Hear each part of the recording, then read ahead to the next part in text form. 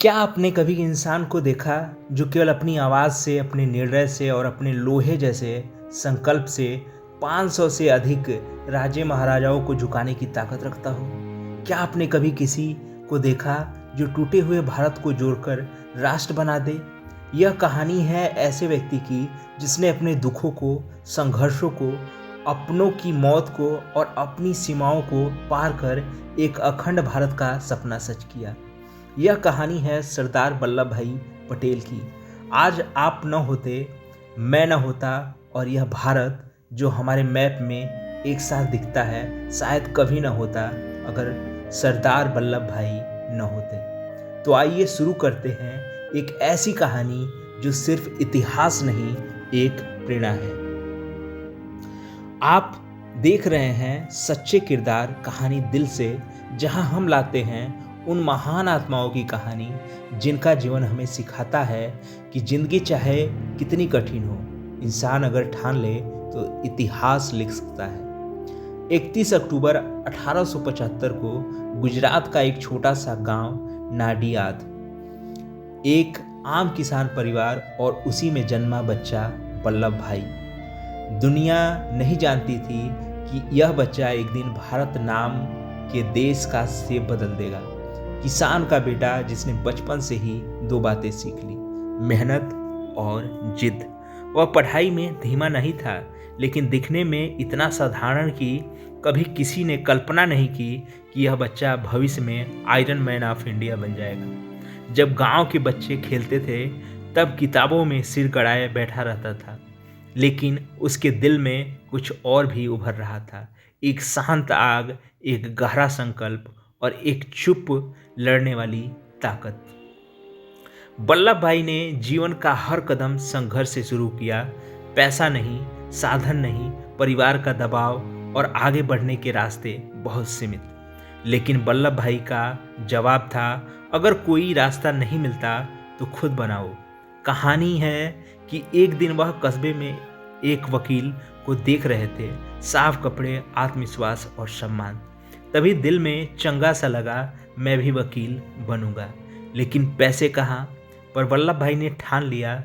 गांव-गांव छोटे मुकदमे, छोटे काम, लोगों की छोटी बड़ी कानूनी मदद करके वह पैसा जमा करने लगे और धीरे धीरे वह स्थानीय स्तर पर इतने लोकप्रिय हुए कि लोग कहने लगे कि वल्लभ भाई हमारे लिए भगवान जैसा है, ईमानदार, सच्चे और सीधी कमर वाले। इसी ईमानदारी ने उनके संघर्ष को दिशा दी। वल्लभ भाई का सपना था कि लंदन जाकर कानून पढ़ना। उन्होंने पैसे जोड़े बहुत मुश्किल से, लेकिन एक दिल तोड़ देने वाली घटना हुई जो उनके जीवन की सबसे दर्दनाक कहानी बन गई।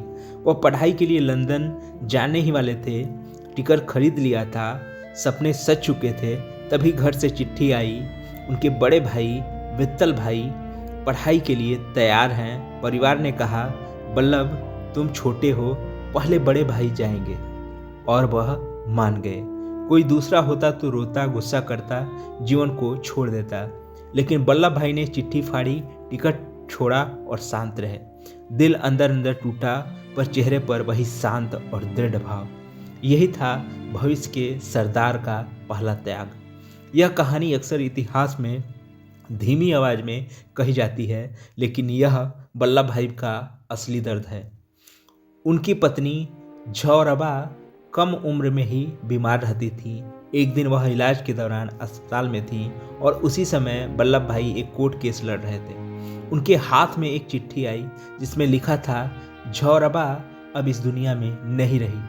उस वक्त वल्लभ भाई ने अदालत में एक भी आंसू नहीं बहाया, उस केस को पूरा किया। सिर्फ इतना कहा, मेरी निजी भावनाएं मेरे कर्तव्य में बाधा नहीं बनेंगी। लेकिन उस रात जब वह घर लौटे, पत्नी के बिना घर की खामोशी ने उन्हें अंदर से झकझोर दिया। लोग कहते हैं कि उस रात वल्लभ भाई पटेल टूटे नहीं बल्कि लोहे में बदल गए।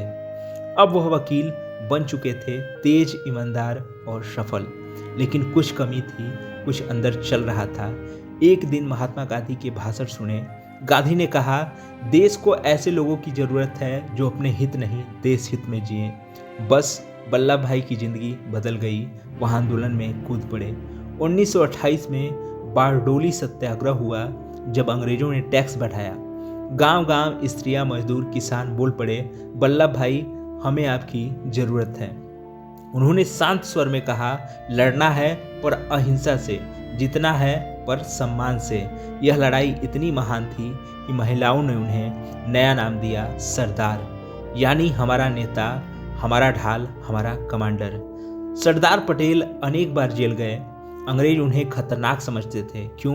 क्योंकि वह कम बोलते थे, लेकिन जब बोलते थे तो अंग्रेज कांप जाते थे। जेल में भी वह लोगों को प्रेरित करते, सबको अनुशासन सिखाते और कहते कि जेल मेरा शरीर बंद कर सकती है, मेरे विवेक को नहीं। उनके रास्ते में हर बार मुश्किलें आईं, गरीबी, पत्नी का खोना, परिवार की जिम्मेदारी, अंग्रेजों की यातनाएं, लेकिन उनकी रीढ़ की हड्डी कभी नहीं झुकी। 15 अगस्त 1947 को भारत आज़ाद हुआ, लेकिन भारत एक नहीं था। इस धरती पर 565 रियासतें थीं। अलग अलग राजा, अपनी सेनाएं, अपना झंडा, अपनी मुद्रा। मतलब भारत अभी भारत बना ही नहीं था। लोग कहते हैं कि आज़ादी बहुत बड़ी उपलब्धि थी, लेकिन असली युद्ध उसके बाद शुरू हुआ, और यह युद्ध लड़ने वाला एक ही व्यक्ति था, सरदार वल्लभ भाई पटेल। कहानी इतनी सिनेमैटिक है कि किसी फिल्म की तरह लगती है। सरदार ने एक कमरे में नक्शा फैलाया, हाथ में पेन लिया और कहा, इस भारत को मैं जोड़ूंगा, चाहे इसके लिए मुझे अपना जीवन ही क्यों न देना पड़े। उन्होंने हर राज्य के महाराजा से बात की, कहीं समझाया, कहीं तर्क दिया, कहीं चेताया। कुछ राजा अड़ गए, कुछ ब्रिटिश एजेंटों के बहकावे में थे, कुछ को अपना ताज खोना था, लेकिन सामने खड़ा था एक शांत, दृढ़ और तेज नजरों वाला आदमी, वल्लभ भाई पटेल। उनकी आवाज में ऐसी ताकत थी कि राजा झुकते चले गए। निजाम हैदराबाद उस समय दुनिया के सबसे अमीर लोगों में से एक, वह भारत में शामिल नहीं होना चाहता था। अंग्रेज पीछे हट चुके थे, लेकिन निजाम की सेना, उसके समर्थक और विदेशी ताकतें उसके साथ थीं। भारत में हिंसा फैलाने लगी और स्थिति भयावह थी। सरदार पटेल ने कहा कि भारत किसी की निजी जागीर नहीं है, हैदराबाद भारत का हिस्सा बनेगा हर हाल में। दो तरह का दबाव था, एक कूटनीतिक, दूसरा राजनीतिक और सशस्त्र संघर्ष का खतरा। अंत में ऑपरेशन पोलो चला और हैदराबाद भारत में शामिल हो गया। पूरे विश्व ने देखा कि एक सामान्य किसान का बेटा इतना बड़ा भू राजनीतिक चमत्कार कर सकता है। जूनागढ़ के नवाब ने पाकिस्तान में शामिल होने की कोशिश की, लेकिन सरदार ने कहा, फैसला जनता करेगी, नवाब नहीं। जनमत संग्रह हुआ, 99% लोगों ने भारत चुना और सरदार के निर्देशन में जूनागढ़ भारत का हिस्सा बन गया। जब पाकिस्तान समर्थित कबीलाइयों ने हमला किया, राजा हरि सिंह असहाय थे। सरदार और नेहरू के बीच इस विषय पर कई असहमति थी, लेकिन एक बात स्पष्ट थी, कश्मीर भारत का है। सरदार ने सेना भेजने पर जोर दिया और सैनिकों ने कश्मीर को बचाया। कहानी का सबसे प्रेरणादायक हिस्सा यह है कि उन्होंने 565 रियासतों को केवल मिलिट्री ताकत से नहीं झुकाया, बल्कि अपनी शांत शक्ति, संवाद और दृढ़ इच्छा से।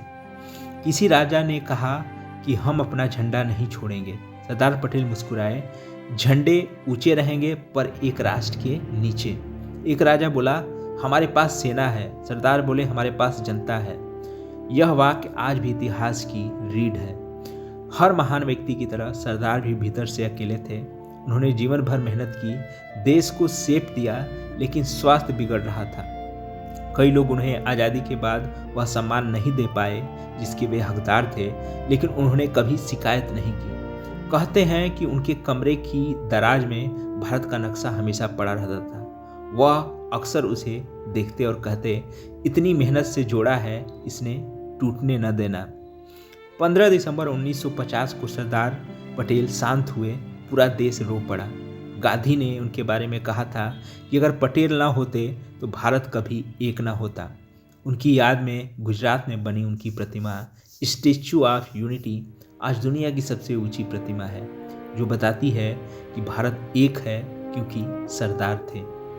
दोस्तों, यह थी कहानी सच्चे किरदार सरदार भाई पटेल की, एक ऐसे इंसान की जिसने अपने दुखों को ताकत बनाया, अपने संघर्षों को संकल्प बनाया और एक बिखरे हुए देश को जोड़कर अखंड भारत बना दिया। अगर आज भारत एक है तो इसमें सरदार की मेहनत, त्याग और लोहे जैसी इच्छा शक्ति का बहुत बड़ा योगदान है। आप सुन रहे थे सच्चे किरदार कहानी दिल से। अगर कहानी दिल तक पहुंची हो तो लाइक, शेयर और सब्सक्राइब जरूर करें। मिलते हैं अगली कहानी में एक नए किरदार के साथ। तो आप सभी को बहुत बहुत धन्यवाद।